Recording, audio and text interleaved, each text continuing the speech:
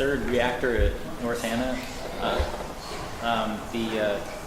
We've seen this trend lately with other nuclear plants shutting down because they couldn't be cost competitive with natural gas plants, even though I totally hate fracking in natural gas. But like the Vermont Yankee plant in Vermont just recently shut down only because of that, even that after like 40 years of people fighting it, this is what took it down. And one on Lake Ontario in New York is probably going to go down soon too. So with that, what's the economic case for them to build a third reactor? I mean, what are the economics of this? Because I would think that would make it not feasible to build another reactor. Has there been a lot of talk about that?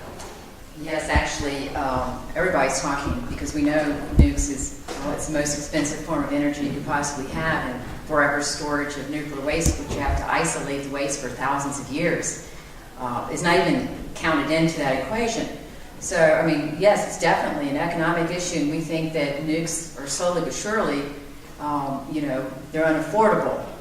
Problem is we have the Department of Energy and our government, especially saying all of the above approach, with the nuclear industry on the side saying we're green and clean, no carbon emissions, which, like I said, is a lie. So what's happening is we actually have the federal government kind of stepping in and giving money. So that's the side of it. It is uneconomical. It's ridiculous. The costs are crazy. But if we allow our government to continue to give them more money, then they can still kick along slowly, putting us in danger. Anyone else? I might add a little bit to that. And I think the stated cost is between $5 and $6 billion for that plant, which is realistically going to be between $10 and $15 billion. $15 billion. All of which they're going to be those companies, the nuclear. What's the owner going to be the proposed owner of the facility? Dominion. Dominion, yeah. Dominion wants rate hikes to be able to, fund that plant. So it's going straight to ratepayers. Something that would be fun to do would be to have a rally in front of a Dominion board meeting and a press conference. Would that be fun? Yeah. I'm very glad that there's been a lot of organizing and a lot of resistance happening against XL, which everyone probably in this room already has heard about. But I'm interested in anyone's perspective on taking more direct action steps. Like what would target? People have been. Obama can veto the Keystone XL. We have a similar situation in Virginia. McCall is already approved, has kind of come out in favor of it. But what would be, given this political climate, what would be what do you hope? The governor can't approve it. It's the Federal Energy Regulatory Commission, FERC. So we could again have rallies and press conferences with FERC. Everybody's encouraged to write to FERC. You don't have to be a property owner to write to them and tell them why it's a bad idea. Is there a comment period? Is there a comment period? First of all, I don't know what Dominion is. I'm more familiar with the Mountain Valley Pipeline. It's going to be 2 years, and I think they just extended it. I'm not sure for the ACP if they did for that. The other place is seriously, I'm not joking. Go after Dominion. Go after the corporation. Go look and see who the board of directors are. Write letters. Call them out. Picket their houses. Act responsibly or pay the consequences. We live in a free society. There's nothing to prevent you from standing on the school corner or their house corner saying, this person is killing our society, or whatever you want to say. The other place is the Virginia Future Council. And we're going to try and do something with them to have a conference or something about it that talks about Virginia's future. And we're going to see if we can sponsor them. So those are some suggestions. Opinion on Target? Oh, well, I just kind of had a region on this.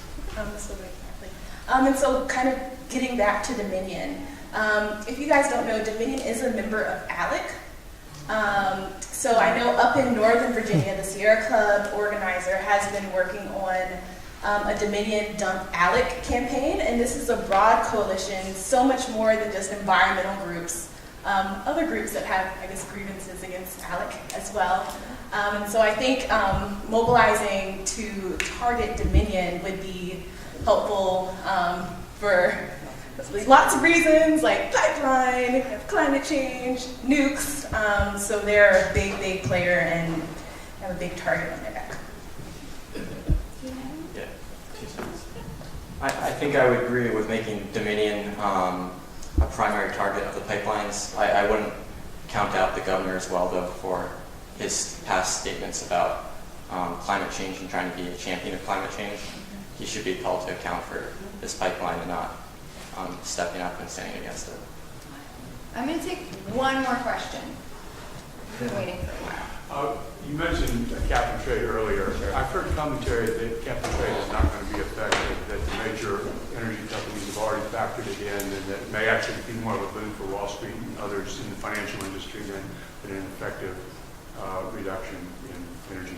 In the way in which RGGI works, they're trading between power plants within the regional states, so there isn't any banking that would happen. So in this kind of cap and trade, there's really no foreseeable issue with that kind of carbon capitalism people might talk about. The offsets that are permitted in that system, which is also a concern, those offsets have to take place within the RGGI states as well. So that's another area where there can't be money going to hydro in China or Latin America. So RGGI is a bit of a safe bet in terms of preventing that kind of unforeseen consequences. Just define RGGI. RGGI is a regional greenhouse gas initiative. It's not 9 states plus observing provinces in Quebec and a few others in Canada as well. Okay, so there's a lot of energy in this room, and I actually want to harness it because instead of it, I was like, maybe we should talk about fears, but I actually think that maybe we should talk about tactics that people want to see happen, or strategies that people want to see happen, because there seems to be a lot of questions around that. So if you want to talk about fears, shut up fears. If you want to talk about strategies, talk about strategies. If you want to talk about what you want to see done, talk about that, because it's been awesome hearing from these panelists, but there's so many of you